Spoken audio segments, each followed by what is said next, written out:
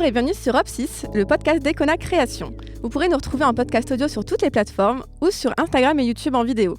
Aujourd'hui, on se retrouve pour parler du métier de chef opérateur et de tout le travail autour des éclairages en compagnie de François Comps et de Naël Leplat. Bonjour. Bonjour. Bonjour. Est-ce que vous pouvez déjà commencer par vous présenter et nous dire un peu ce que vous faites en ce moment ? François, je te laisse commencer. Allez. Allons-y.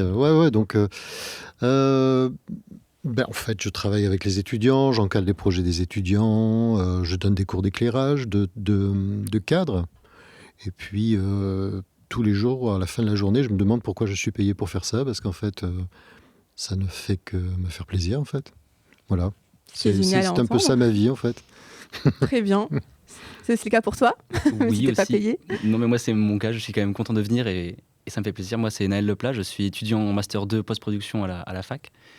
Et en ce moment, on fait plein de projets cool, notamment des MGPR, un projet de production où on doit créer un événement. Et c'est très sympa parce que ça sort un peu du cadre de ce qu'on a l'habitude de faire. Et ça fait plaisir de découvrir des nouvelles choses. On vous connaît pour votre intérêt particulier autour de tout ce qui est lumière. Comment est-ce que ça vous est venu? Ça vient de quelque part Personnellement, même quand j'étais petit, en fait, mon frère et moi, on est très différents. Mon frère était à quatre pattes quand il était petit, puis il léchait les prises. Donc, il a failli mourir. Et il a travaillé dans l'électronique, en fait. Donc, dès le départ, il savait ce qu'il voulait faire. Et moi, depuis que je suis petit, en fait, j'ai des petits cadres de diapos. Puis je cadre en permanence. Je regarde ce que ça pourrait donner. Donc, c'est assez étrange, en fait. On ne sait pas ce qui est du domaine du pré-câblé à la naissance, jusqu'au domaine de l'environnement, de l'apprentissage. Donc, j'aurais presque tendance à dire que je suis né avec, ce qui n'est pas vrai. Mais au fond, c'est vrai que cet intérêt que je porte à l'image, et puis après, à l'éclairage, date de très longtemps. Je fermais un œil et puis je regardais autour de moi pour cadrer les choses. Donc je ne sais pas pourquoi, en fait. Incroyable. C'est comme ça, ouais. Et toi, du coup Je vous comprends totalement. Oh. J'ai toujours aimé regarder les choses sous tous les angles possibles et toujours chercher d'autres compositions, un autre regard. Et c'est vrai que j'ai toujours aimé regarder, essayer de voir ce qu'on ne pouvait pas regarder, trouver des moyens de les voir ou de les mettre en scène. Et je sais pas, ça m'est toujours venu comme ça. J'ai toujours aimé prendre des photos. Et effectivement, c'est ça. Essayer de créer une image, créer quelque chose que je vais aimer regarder. C'est fou que ce soit aussi précoce. Est-ce que vous pouvez nous dire un peu pour vous, qu'est-ce que c'est un bon chef opérateur? Je commence ? Allez-y. Un bon chef opérateur, c'est celui qui, effectivement, dès le départ, a naturellement, tous les jours, envie de cadrer les choses, exclure de l'espace inutile et puis ordonner les éléments dans l'espace pour faire en sorte à ce que ça constitue une image. C'est ça, un chef opérateur, et faire en sorte à ce que l'image soit la plus belle possible. Je pense que chef opérateur aussi, c'est un petit peu être un peu obsessionnel quand même, et un petit peu maniaque. C'est-à-dire que quand on compose une image, elle doit avoir une force. Et le moindre petit élément qui ne va pas dans l'image, le moindre petit élément qui peut attirer l'attention, qui n'a rien à voir avec les éléments à composer, à construire, peut totalement détruire l'image. Donc un petit détail peut faire en sorte à ce que l'image ait perdu toute sa force, ou alors qu'elle regagne sa force. Donc c'est très intéressant. C'est un petit peu comme un architecte. Ça se construit. Voilà, il y a des constructions qui sont bancales et qui se cassent la figure. Puis il y a des constructions qui fonctionnent, en fait, qui sont solides, qui tiennent la route. Ce qui ne doit pas exclure, d'ailleurs, les constructions originales, en particulier. C'est très poétique. Peut-être. Ouais. Est-ce que tu as quelque chose à rajouter, Naël? Pour toi, qu'est-ce qui est un bon chef opérateur? À mon humble avis, je pense qu'un bon chef opérateur, c'est quelqu'un qui est capable de raconter quelque chose, de créer une image qui va raconter quelque chose, qui va dire quelque chose. Et effectivement, ça passe par la création, la mise en place d'un cadre. Et ce fait d'oser enlever des choses de l'image pour raconter quelque chose et effectivement créer une sorte de balance. Effectivement, je pense que c'est important. C'est également quelqu'un qui ne doit pas faire partie de ces personnes qui ont envie de sectoriser leur domaine de travail. Parce qu'un chef opérateur est censé faire beaucoup de choses. Alors, on en rediscutera après. Mais tout dépend du niveau de la production, du niveau du film, en fait, du budget, voilà. Mais un chef opérateur est susceptible d'être amené à remplir des fonctions multiples. Donc c'est nécessairement quelqu'un qui doit avoir envie de couvrir le travail, en fait. Il ne peut pas se sectoriser uniquement sur, par exemple, l'emploi des objectifs et puis l'utilisation de la caméra, les mouvements de caméra, etc. Il faut qu'il s'intéresse à la lumière, il faut qu'il s'intéresse même à l'étalonnage en post-production avec le réa. Donc c'est quelqu'un qui doit vraiment accepter et avoir envie de couvrir un petit peu plusieurs fonctions, quitte à lâcher des fonctions quand le budget le permet. C'est un petit peu voilà, une des grandes qualités d'un chef-op à mon avis aussi. Justement, pour chacun d'entre vous, qu'est-ce qui fait un bon éclairage d'un mauvais éclairage ? Je dirais qu'un bon éclairage, ce serait un éclairage qui, encore une fois, raconte quelque chose, un éclairage qui apporte quelque chose plutôt qu'il n'en enlève. À la base, on éclaire une image pour la voir, mais c'est vrai que parfois, c'est pas forcément nécessaire d'éclairer trop la scène. Je pense que un mauvais éclairage serait un éclairage qui n'est pas réfléchi et qui est laissé à l'abandon et donc qui ne raconte rien puisqu'il n'a pas été choisi. Donc trop impersonnel. Oui, quelque chose comme ça, oui. Oui. Je rejoins assez bien mon camarade, ici présent. Je pense aussi un bon éclairage, c'est un éclairage pertinent. C'est-à-dire qu'il y a un rapport avec la fonction qu'il doit avoir à un instant T. Donc il n'y a pas de mauvais éclairage, c'est ce que je dis d'ailleurs souvent à mes étudiants, il n'y a pas de mauvais éclairage à partir du moment où il est pertinent. Donc il peut y avoir un éclairage où on a une image complètement surexposée, a priori surexposée, mais elle ne l'est pas, puisque c'est surexposé, ça veut dire trop exposé. Je dirais une image très très claire, au-dessus de la normale, ça peut être pertinent à partir du moment où on veut dire quelque chose. Une image qui peut être très sombre, ça peut être tout à fait pertinent dans la mesure où la personne est à l'ombre. Vous voyez, c'est un éclairage, un bon éclairage, c'est un éclairage pertinent. Très bien. Voilà.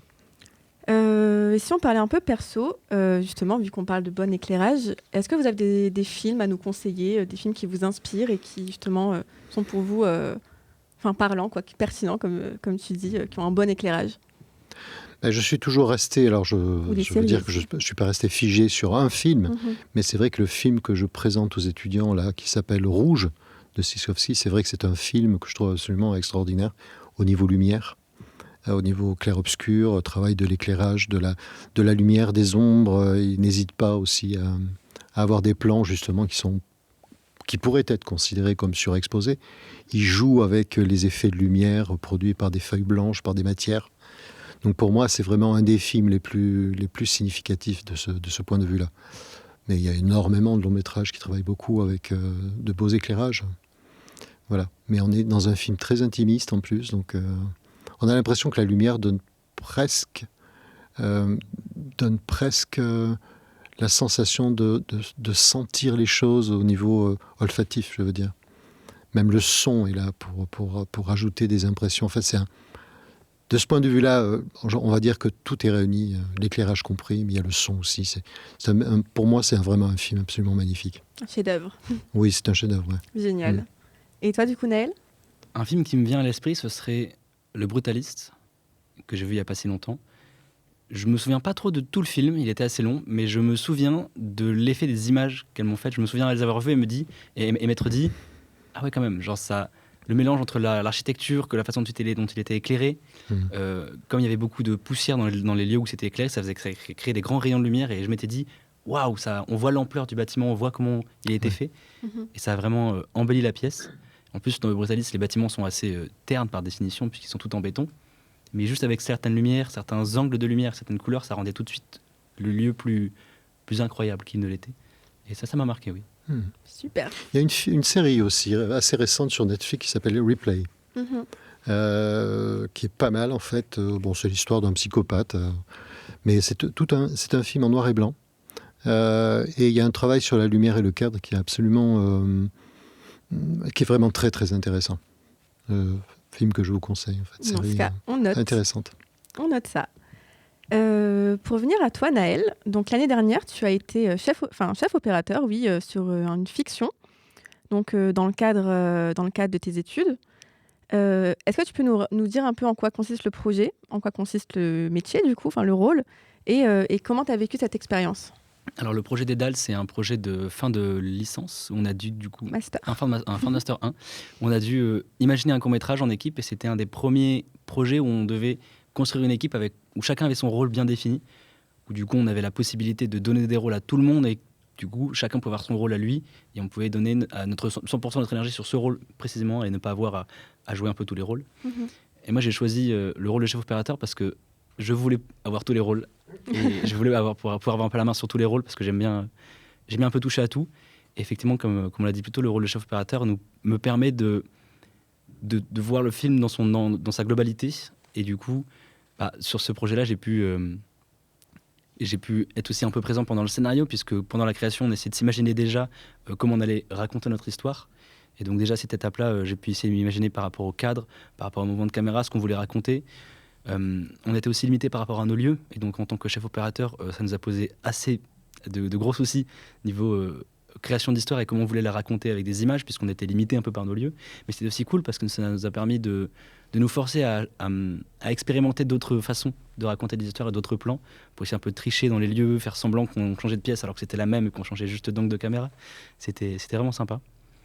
Et oui, c'est ça, mon travail sur place a été vraiment de coordonner tout ça, d'imaginer les plans et ensuite de transcrire le scénario en images.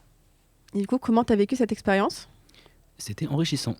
C'était vraiment super enrichissant de travailler avec plein de gens en équipe, en coordination et de prendre les infos du réalisateur, du scénariste, de tout mélanger, de raconter une histoire cohérente. C'était vraiment, le terme, ce serait enrichissant et aussi très amusant forcément, puisque c'était rigolo d'expérimenter, de tester un peu. On avait accès à plein de matériel, c'était sympa, des beaux locaux. Je dirais enrichissant et amusant. Est-ce que tu aurais un conseil à donner pour faire preuve de plus de créativité quand on est jeune justement et qu'on est intéressé par ce domaine ? Je dirais que c'est essayer de travailler sa curiosité. C'est vraiment curiosité et créativité, je pense que c'est vraiment mélangé dans le sens où le but de la créativité, c'est de chercher, d'expérimenter, de tester, d'essayer, de rater, de se rendre compte ce qui est beau, ce qui est pas beau.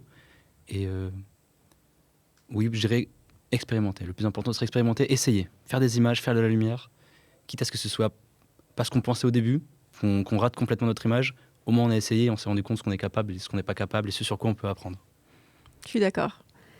Je peux juste dire quelque chose par rapport à la créativité. Si j'ai un conseil à donner, c'est un petit peu comme, si vous voulez, le dessin, un dessin naturaliste par exemple, où on va apprendre à crayonner quelque chose d'assez rigoureux, assez proche de la réalité. Donc là, ça requiert quand même des compétences, un savoir-faire qui ne peut se faire qu'avec le temps et le travail.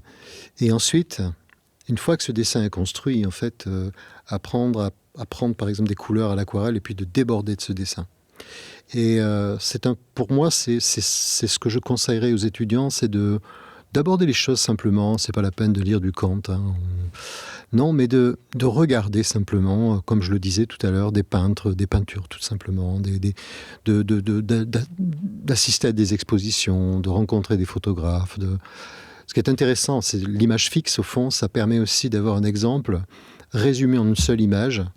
Et je pense que c'est la première chose qu'il faut faire avant même de regarder des films, peut-être, c'est regarder déjà des photographies réalisées par des grands photographes.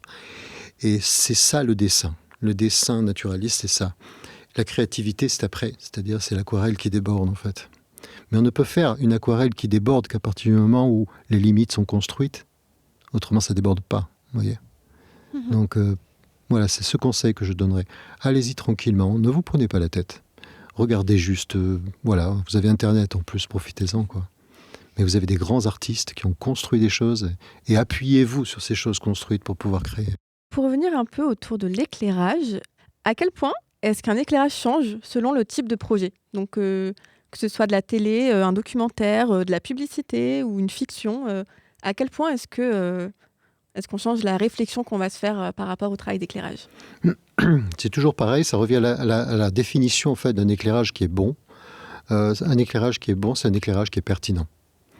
Donc, sur un plateau télé, par exemple, à part si c'est un plateau un peu particulier, mais on a plutôt un éclairage assez diffus, assez homogène, l'objectif n'étant pas d'amener le spectateur vers un visionnage d'un film particulier d'horreur ou autre. C'est quelque chose d'assez... Alors, les personnes doivent ressortir, donc un petit contre-jour, ça peut être sympa, mais globalement, ça doit être un éclairage, on va dire, propre, sans la mise en place de beaucoup d'effets particuliers. Alors il peut y avoir des petits effets de lumière qui sont rajoutés sur les fonds, voilà. Mais c'est plutôt ça qui est pertinent. Après, dans les fictions, comme je vous le disais, contrairement à un plateau télé, par exemple, en fiction, il n'y a pas de notion, sauf si vous vous trompez, bien sûr. Mais autrement, on ne peut pas parler d'éclairage sous-exposé ou surexposé. Quand on a une image qui est très sombre, c'est une image, enfin, c'est quelqu'un qui est dans l'ombre, quoi. Sur un plateau, une image très sombre, la plupart du temps, c'est sous-ex. Vous voyez, on ne peut pas aborder les choses de la même façon. La publicité, c'est souvent des éclairages très, comme on dit, léchés, c'est-à-dire vraiment aux petits oignons, au millimètre près, avec des reflets qui sont parfaitement contrôlés, parfaitement... où on a une approche aussi en publicité de la matière, qui se rapproche un petit peu des problématiques centrales des photographes qui sont obsédés par la matière. La mise en valeur de la laine, des tissus, des cheveux, de la peau. En fait, on est très proche de la matière. Et on est autour de petits objets souvent, pas toujours. Mais voilà. Donc, effectivement, il y a une sensibilité qui est propre à chaque domaine. Mais ça rejoint toujours l'idée d'un bon éclairage est un éclairage pertinent. Est-ce que tu dirais qu'il n'y a pas de code justement en fiction ?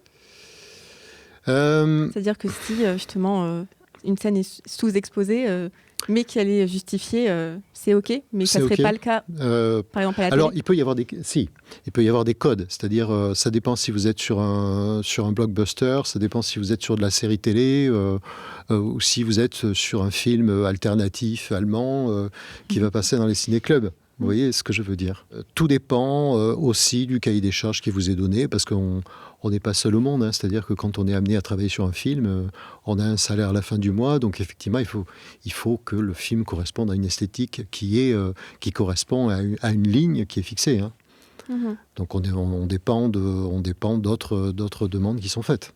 Voilà. Mais c'est vrai que la créativité, l'éclairage créatif, on va dire... le côté artistique de l'éclairage se retrouve très souvent dans les fictions. Mais bon, comme je le disais, il y a des contraintes auxquelles on doit se plier quand même. Donc il y a des formats, effectivement. Ouais. D'ailleurs, qu'est-ce que vous pensez du fait qu'il y a de plus en plus de productions fait maison, comme j'appelle ça ? C'est-à-dire les gens justement filment depuis chez eux, éclairent depuis chez eux avec plus ou moins de moyens, mais surtout moins de moyens, mais justement qui s'essayent à ça en fait.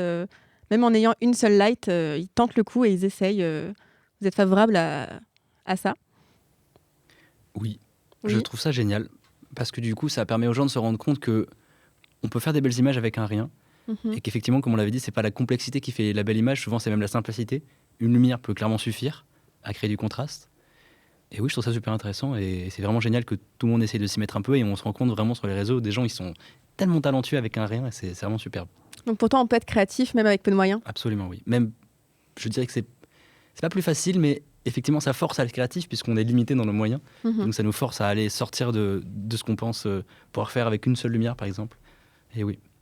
Ah, c'est d'accord avec ça ? Ah, totalement. Totalement d'accord à fond. Il faut justement encourager ces initiatives personnelles. C'est là que les gens se découvrent. Moi, j'ai commencé comme ça aussi quand j'étais petit. J'avais des bougies, enfin, je mettais en place des petits trucs. Et puis, au-delà de ça, je pense qu'il y a quand même des personnes qui sont hyper douées et qui, même sans moyens, découvrent aussi d'autres moyens pour éclairer. Donc, oui, c'est très bien. Il faut toujours encourager ces initiatives personnelles, que ce soit des enfants, des ados, des jeunes adultes, même s'ils n'ont pas beaucoup de moyens, allez-y, quoi, foncez. Ça leur permet de se construire eux-mêmes, et puis ça permet aussi à d'autres qui sont peut-être plus aguerris de découvrir également des choses. C'est toujours... de toute façon, on ne progresse que par l'échange. Et donc, oui, les initiatives personnelles, même sans moyens, c'est souvent le début d'une petite flamme qui s'allume. Alors, ça risque de vous énerver, ou peut-être pas, mais au final, pourquoi faire des efforts à éclairer parfaitement un plateau, une scène, quand on peut complètement la modifier à la partie de l'étalonnage ? Déjà, est-ce que vous êtes d'accord avec ça ? Est-ce que on peut métamorphoser justement dans une moindre mesure. C'est-à-dire que si à l'origine, le matériel de base est de mauvaise qualité, on ne pourra pas faire des miracles avec l'étalonnage. C'est seulement si l'éclairage de base est bien fait, bien réfléchi, qu'ensuite à l'étalonnage, on pourra l'embellir et l'améliorer. Je dirais aussi que avoir un bon éclairage de base, ça permet d'avoir des fondations solides de notre image et nous permettre ensuite de travailler dessus et de l'améliorer. Et que oui, c'est pas avec du sparadrap qu'on va pouvoir fixer une table cassée, il faut déjà bien la réparer. Moi, j'ai toujours, en fait, je suis toujours très prudent par rapport à ce qui peut arriver plus tard. Je pense que en fait, l'être humain, quel qu'il soit, il est capable de tout faire. Si d'ailleurs il faisait autant de progrès technologiques que sociaux, on serait au paradis, mais bon, ça c'est une autre question. Dans tous les cas, je pense que à partir du moment où il y a du progrès, un progrès qui arrive, effectivement, ça peut faire disparaître des métiers. Il est tout à fait possible qu'un jour, on n'ait plus besoin d'éclairer quoi que ce soit, tout en éclairage plat partout, et puis voilà, on fait tout en post-prod. Pourquoi pas ? Alors, ce serait un peu triste, parce que effectivement, je suis très, très attaché, moi, à l'éclairage de scène, etc. Mais ce n'est pas non plus la peine de freiner, en fait, l'évolution technologique. Elle est là, elle arrive. Il faut qu'elle nous permette de réfléchir et de voir dans quelle mesure, nous, on peut continuer à vivre dans ce monde en apportant notre propre lumière, notre propre éclairage sur les choses, tout en y prenant du plaisir. Donc je pense qu'il faut prendre ce recul-là, il faut l'avoir, pour continuer dans un monde qui évolue en permanence. Moi, ce que je vois, en tout cas, pour rejoindre mon camarade ici présent, c'est que, par exemple, si vous vous spécialisez ensuite sur l'éclairage en post-production, il faut l'avoir vu en réel pour comprendre à quoi ça correspond. Si on est uniquement dans le virtuel, ça, j'y crois pas. C'est-à-dire des êtres humains ne peuvent pas être entièrement dans le virtuel. Il faut qu'à un moment donné, ils aient posé, quand ils étaient tout enfants, ils étaient à quatre pattes, mais sur le sol. Après, ils se sont mis debout sur leurs deux pieds dans le monde réel. Après, ils ont modélisé peut-être des objets, des êtres humains en 3D, mais ils ont déjà marché avant. Vous voyez ce que je veux dire ? Oui. Donc, modéliser un reflet, pourquoi pas, refaire tout l'éclairage, pourquoi pas, mais il faut quand même pas oublier que l'être humain est un être vivant avec les pieds dans la terre, en fait. Vous voyez ce que je veux dire ? Après, quand le monde évolue, il évolue et il faut s'adapter. Voilà. Ça me fait penser à... durant le Seigneur des Anneaux, le tournage, il y a pas mal des acteurs qui se sont plaints des conditions de tournage, puisqu'ils tournaient notamment beaucoup sur fond vert uniquement. Et donc, ils n'avaient pas le décor autour d'eux, donc ils devaient l'imaginer. Oui. Et je me dis que si on faisait l'éclairage uniquement en post-production, les acteurs, lors du tournage, ils seraient beaucoup moins dans l'ambiance, ils auraient moins le contexte de ce qu'on est censé voir à l'image, et que donc comment jouer par rapport à ça, tout ça. Je pense aussi que ça pourrait être un problème. Oui, si on en vient à effectivement tout faire en post-production, au final, l'acteur, il voit plus dans quoi il joue. Pour clôturer, est-ce que vous avez un projet que vous avez réalisé et dont vous êtes fier et dont vous voudriez nous parler ? Je dirais pas un projet en particulier, mais j'essaye, il faudrait que je mette de plus en plus, résolution pour 2026, Allez. reprendre un peu plus la photo et reprendre un peu plus effectivement cette recherche de l'image et de juste montrer quelque chose sur une seule image et être capable de raconter quelque chose en une seule image, en un seul cadre. Et effectivement, depuis ces dernières années, j'ai fait beaucoup de vidéos avec la fac et les cours notamment. Mais je pense que ce serait une bonne idée, oui, de retourner aux bases, de juste une image qui puisse raconter ce qu'on veut raconter en une seule image et du coup nous force à bien créer notre cadre, bien imaginer notre balance, tout ça. Donc tu voudrais reprendre la photo. Oui. Et toi, du coup, on sait que tu es professeur, mais tu as dû faire un tas de projets aussi. Ah oui. Ce qui est central chez moi, c'est très curieux, c'est quand même l'ornithologie. Vous savez que je m'intéresse aux oiseaux. Oui. Et en fait, c'est une histoire qui est très personnelle, dans la mesure où mon père, en fait, était un biologiste botaniste, donc il n'était pas souvent à la maison. J'étais avec ma mère, et puis mon frère était plus proche de mon père. Et donc, un jour, j'ai découvert un livre sur les oiseaux dans sa bibliothèque. Et à partir de ce moment-là, je me suis intéressé aux oiseaux, et puis ça a été le moyen de me rapprocher de mon père. Donc, ça a été véritablement quelque chose d'assez extraordinaire. Et puis après, j'ai voulu faire de la photographie pour photographier les oiseaux. Du coup, je me suis intéressé à la photographie. Après, j'ai fait une école de photographie, et puis après, j'ai fait une école d'audiovisuel. Donc, mais tout ça étant relié aux oiseaux, finalement, au départ, c'est ça un petit peu la genèse, si vous voulez. Donc, mon prochain projet, ce serait de continuer à organiser des voyages avec des copains dans les pays. Donc, j'ai fait le Maroc, la Turquie, on va faire le Kazakhstan dans 1 an et demi. Et puis, passer à travers des paysages, faire des photographies, rédiger un compte-rendu, partager. Bon, c'est très personnel, ça n'a rien de professionnel, hein. Mais au fond, toute ma vie est centrée autour de ça. C'est-à-dire que le cadre, l'intérêt que je porte à la lumière, à l'éclairage, tout ça, c'est relié à l'ornithologie, en fait, qui est un élément constitutif de ma vie, central même, je dirais. Et le départ, ça a été le partage que j'ai eu avec mon père. Donc c'est quelque chose de très profond, de très personnel aussi. Donc finalement, je suis peut-être ici grâce à mon père, en fait. D'une certaine manière, ouais. C'est beau. Oui. Justement, est-ce que tu partages un peu tout ça sur un site web ou est-ce qu'il y a quelque part donc c'est très strictement personnel, tu partages pas forcément. En fait, je le partage pas sur un site web parce que c'est tellement ressenti, puis j'ai tellement envie de mettre d'énergie dans ça que j'ai pas envie de le montrer particulièrement. Par contre, les expériences humaines que j'en tire, tant au niveau humain, oui, qu'au niveau aussi image, travail sur la lumière, etc., d'une certaine manière, de façon indirecte, je le retransmets à des amis ou à des étudiants. Voilà. Ça m'est arrivé de travailler sur le cadre, mais le cadre, je l'ai appris en étant photographe, et je suis devenu photographe grâce aux oiseaux. Donc, tout ça, en fait, j'ai pas besoin d'avoir un site internet ou autre chose pour le montrer. Je préfère le transmettre, en fait, dans ma vie, dans mes échanges directs avec les personnes que j'aime, que j'apprécie, avec les étudiants, avec mes amis, voilà. C'est très très beau en tout cas. Est-ce que toi, du coup, Nel, tu partages tes projets? Et est-ce qu'ils sont aussi intimes que pour François? Est-ce qu'il y a une partie de toi un peu dans tout ce que tu fais? Oui, j'essaye.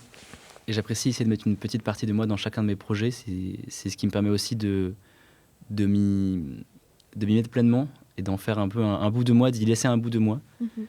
Et oui, j'essaye de les partager sur les réseaux avec mes amis, sur chaîne YouTube, sur les réseaux, tout ça.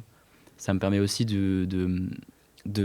en partageant ce que je fais, d'essayer de donner l'envie aux gens de partager ce qu'ils font eux aussi, pour qu'on puisse s'inspirer chacun l'un de l'autre. Écoutez, merci chacun. Merci. Merci aussi. Merci à toi aussi. Merci beaucoup. Je ne sais pas si vous avez un petit dernier mot à dire, ou un conseil, ou une anecdote, ou peu importe, un mot de la fin à donner pour ceux qui nous écoutent. Je dirais qu'on ne choisit pas un métier par hasard. C'est-à-dire que ça doit correspondre à quelque chose qui correspond à notre propre nature, en fait, qu'on a construit.